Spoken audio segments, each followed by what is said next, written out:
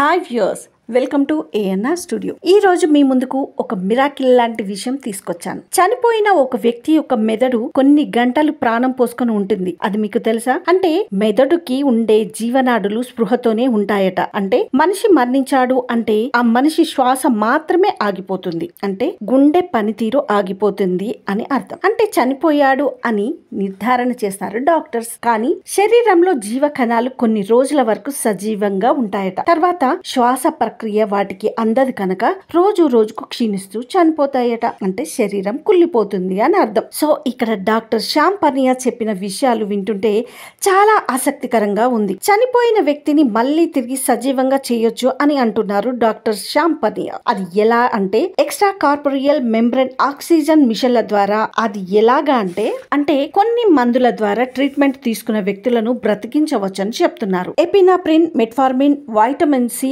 Sugar వ్యాధిగ్రస్తులకు వినియోగించే vasopressin, supplementary cell గుటామైన్లను తగిన మోతాదులో కలిపి ఎక్మా మెషిన్ సహాయంతో గుండెకు అందించడం వల్ల తిరిగి జీవం వచ్చే ఛాన్సెస్ ఉందట. ప్రయోగశాలలో మరణించిన జంతువులపై ప్రయోగించగా మళ్లీ జీవం పోసుకున్నట్లు డాక్టర్ శ్యామ్ పర్నియా వివరిస్తున్నారు. Hi, this is actress Subhashri and please do subscribe to ANR Studios. Thank you.